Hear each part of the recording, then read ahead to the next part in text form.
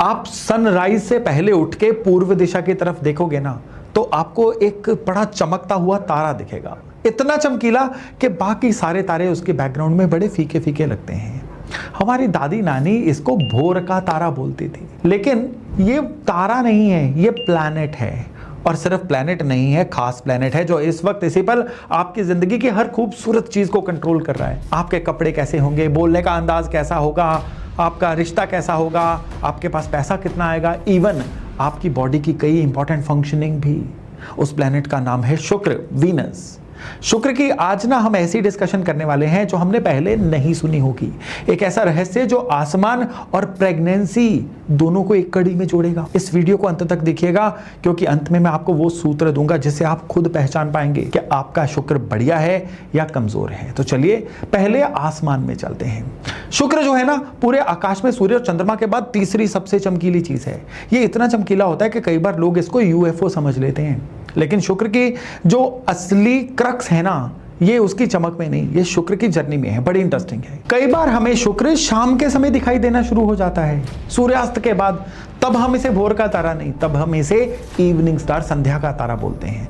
ये लगभग 263 डेज की जर्नी होती है, यानी करीबन 37.5 हफ्ते। रोज ये शाम को चमकेगा, फिर एक दिन वो गायब हो जाएगा, करीबन 8 दिन के लिए। फिर शुक्र आकाश में हमें दिखाई नहीं देता है, जैसे कि किसी ने कोई एक दीपक बुझा दिया हो। और यहाँ पे ये जो 8 दिन का आंकड़ा है ना, ये हमारे स्क्रिप्चर्स में भी आता है। हमारे ओल्ड स्क्रिप्चर्स में, कई पुराणों में कहा गया है कि मृत्यु के बाद आत्मा 8 दिन तक यहीं अपने लोगों के बीच में सूक्ष्म रूप में रहती है, और 8 दिन बाद उस आत्मा की आगे की यात्रा शुरू होती है, अगले लोक की ओर या अगले जन्म की ओर। 8 दिन आत्मा का अदृश्य होकर ठहरना, और फिर ठीक 8 दिन शुक्र का आकाश से अदृश्य रहना, ये दोनों एक कड़ी के पहलू हैं। आत्मा अगले जन्म की ओर, यानी शुक्र भोर के तारे के रूप में अब चलना शुरू होगा। यानी शुक्र हर चक्र में आसमान में मृत्यु और पुनर्जन्म का पूरा नाटक खेलता है। संध्या तारे के रूप में देह छोड़ता है, 8 दिन सूक्ष्म होकर दृश्य रहता है, और फिर पूर्व दिशा में नया जन्म लेता है। हमारे ऋषि ये सब ऑब्जर्व कर रहे थे, गिन रहे थे और शास्त्रों में दर्ज कर रहे थे। और फिर कमाल होता है, यही शुक्र जो है अब सूर्योदय से पहले उगना शुरू होता है। अब वो इवनिंग स्टार नहीं, अब वो मॉर्निंग स्टार है, भोर का तारा। और फिर से लगभग 263 डेज तक ये रोज सुबह चमकेगा। शुक्र लगातार 263 डेज आकाश में रहता है, और मां के गर्भ में बच्चा कंसेप्शन से लेकर जन्म तक करीबन 265-266 डेज। अंतर सिर्फ 2-3 दिन का है। सोचिए, जितने दिन शुक्र आकाश में तारे के रूप में जीता है, ठीक उतने दिन इंसान मां के पेट में पलता है। 38 हफ्ते, ना कम ना ज्यादा। और यही कारण है कि हमारे ऋषियों ने शुक्र को क्या बनाया? स्पर्म का, वीर्य का कारक, प्रेगनेंसी का, संतान सुख का कारक, और जीवन के बीज का कारक। और ये कोई किताबी बात नहीं है, ये आसमान में लिखा हुआ एक बड़ा जबरदस्त गणित है, जिसे आप अपनी आंखों से तो ऑब्जर्व कर सकते हो। पुराणों में कथा आती है, शुक्राचार्य जो शुक्र के प्लेनेट के ही देवता माने जाते हैं, उनके पास मृत संजीवनी विद्या थी, मरे हुए को जिंदा करने की विद्या। अब समझिए कि उनका प्लेनेट आसमान में हर चक्र में यही तो कर रहा है, मरता है, अस्त होता है, फिर जन्म लेता है। कथा और एस्ट्रोनॉमी दोनों एक ही बात कह रहे हैं। अब आते हैं असली सवाल पे कि शुक्र हमारी जिंदगी में क्या करता है। अब शुक्र का मतलब नॉर्मली हमें क्या पता है? प्यार, सुंदरता, लग्जरी, प्यार मोहब्बत। लेकिन ये मतलब जो है ना, मैं आपको बताता हूं, शुक्र का इन चीजों से हटके एक ही काम है। शुक्र का काम है रिफाइन करना, कच्चे को निखारना, रॉ को रिफाइंड बनाना। मंगल बनाता है, गुरु बढ़ाता है, शनि टिकाता है, लेकिन शुक्र निखारता है, छानता है, शुद्ध करता है। संस्कृत में शुक्र शब्द का अर्थ ही है शुद्ध, उज्जवल। और एक बार ये सूत्र समझ गए ना, शुक्र आपको हर जगह दिखेगा, शरीर में, घर में, काम में। तो सबसे पहले शरीर की बात करें। शरीर में किडनीज होती हैं, हम सब जानते हैं। और किडनीज दिन भर क्या करती हैं? आपका पूरा खून बार बार उनमें से छनता है। दिन में करीब 180 लीटर फ्लूइड जो है वो फिल्टर होता है। शुद्ध खून वापस शरीर में और वेस्ट बाहर। यानी किडनी क्या है? आपके शरीर का आरओ प्यूरिफायर है। और शरीर का ये जो फिल्ट्रेशन डिपार्टमेंट है ना, ये एस्ट्रोलॉजी में शुक्र के अधीन है। जिन कुंडलियों में शुक्र खराब होता है, पीड़ित होता है ना, वहां यूरिनरी ट्रैक की कोई दिक्कत, किडनी की दिक्कत, शुगर से जुड़ी हुई कोई समस्या या किडनी की तकलीफें बार बार आती हैं। ग्रह सिर्फ इशारा देता है कि शरीर का कौन सा डिपार्टमेंट आपका ध्यान मांग रहा है। आयुर्वेद की बात करो, आयुर्वेद कहता है कि हमारा भोजन 7 स्तरों पे रिफाइन होता है। रस बनता है, रस से रक्त बनता है, रक्त से मांस बनता है, मांस से मेद बनता है, फिर अस्थि, मज्जा, और एंड में सबसे वो शुद्ध तत्व बनता है शुक्र धातु, जिससे नया जीवन जन्म लेता है।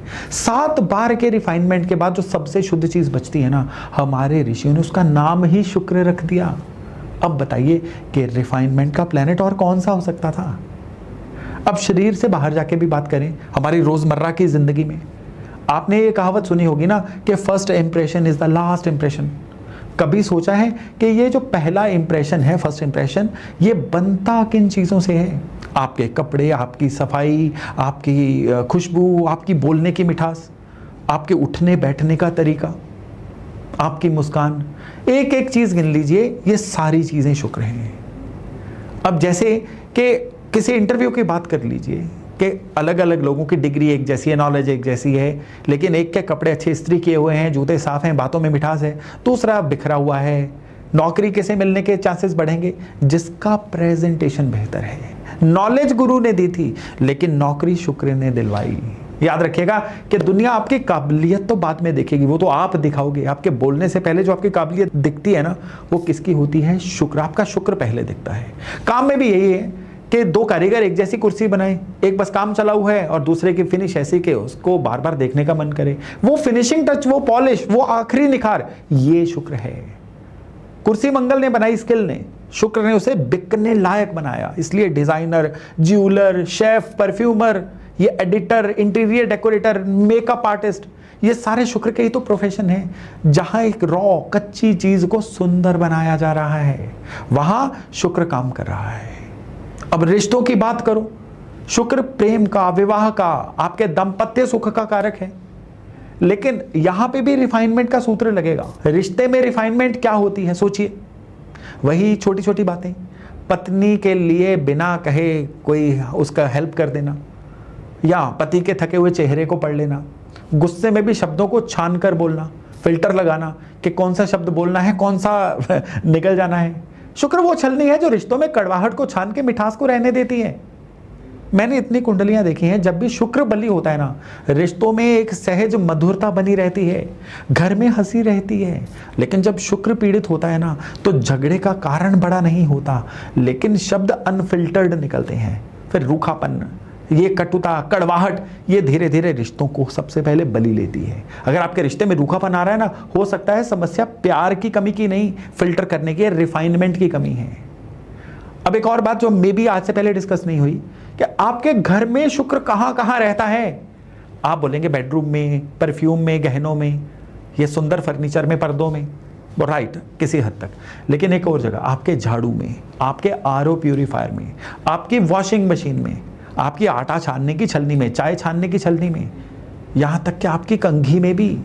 सूत्र याद करिए, क्या बोला था अभी मैंने, कि जो भी चीज रिफाइन करती है, छानती है, साफ करती है, सॉर्ट करती है, वो शुक्र की कारक है। झाड़ू घर को रिफाइन करता है, आरओ पानी को रिफाइन करता है, वॉशिंग मशीन कपड़ों को रिफाइन करती है, कंघी पालों को रिफाइन करती है। अब समझिए हमारी परंपरा की गहराई। बड़े बुजुर्ग क्या कहते थे? झाड़ू को पैर मत लगाओ, झाड़ू लक्ष्मी का रूप है। याद है, दिवाली पे भी हम झाड़ू लेके आते हैं। लोग सोचते हैं ये सुपरस्टिशन है। अब लक्ष्मी शुक्र की देवी हैं, और झाड़ू रिफाइनमेंट का यंत्र है। झाड़ू का अपमान रिफाइनमेंट का अपमान है, और जहां रिफाइनमेंट का अपमान होता है ना, वहां से लक्ष्मी यानी समृद्धि धीरे धीरे चली जाती है। गंदा घर, टपकता नल, ये नालियां चौक हुई हुई, टूटा झाड़ू, फिल्टर खराब, ये सिर्फ घर की समस्या नहीं है, ये आपके शुक्र की हालत बताती हैं चीजें। और इसका उल्टा भी उतना ही सच है। मैंने देखा कि जिस घर में सफाई है, पानी शुद्ध है, चीजें ऑर्गेनाइज हैं, वहां शुक्र अपने आप प्रसन्न रहते हैं। धन में, आपकी डोमेस्टिक लाइफ में, दाम्पत्य जीवन में, मान सम्मान में फर्क आप खुद महसूस करेंगे। अब मैंने शुरू में आपसे एक वायदा किया था कि आपको एक सूत्र दूंगा जिससे बिना कुंडली खोले आप अपने जीवन को देख के अपने शुक्र की हेल्थ बता पाओगे। क्या आपका मन, बताइए, सुंदरता को नोटिस करता है, अप्रिशिएट करता है? आप सूर्यास्त सूर्योदय देख के रुकते हैं? अच्छा संगीत देख के अंदर कुछ होता है? आपके कपड़े, आपका कमरा, आपकी मेज, ये ऑर्गेनाइज रहती है कि नहीं? बोलते वक्त शब्दों में मिठास अपने आप आती है कि नहीं? अगर हां, तो भाई आपका शुक्र काम कर रहा है। और अगर जिंदगी से रस सूखता जा रहा है ना, कुछ भी सुंदर नहीं लग रहा, सफाई का मन नहीं कर रहा, ऑर्गेनाइज नहीं हो रहे, हर बात में रूखापन आ गया है, रिश्ते बोझ लगने शुरू हो गए हैं, तो समझ आइए शुक्र अटेंशन मांग रहा है। और इसका इलाज सिर्फ हीरा पहनना नहीं है। शुक्र को प्रसन्न करने का सबसे सीधा रास्ता है कि भैया रिफाइनमेंट इंस्टॉल करो अपने जीवन में हर लेवल पे। आप अपने घर की सप्ताह में एक बार गहरी सफाई करिए, टूटी झाड़ू बदलिए, आरओ का फिल्टर साफ करवाइए, टपकता नल ठीक करवाइए। शुरू तो यहां से करिए ना। अपने कपड़ों में, अपनी वाणी में, अपने व्यवहार में सलीका लाइए। ये आसान है। स्त्रियों का सम्मान करिए, क्योंकि स्त्री को हमारे शास्त्रों में शुक्र का प्रत्यक्ष कारक बोला गया है।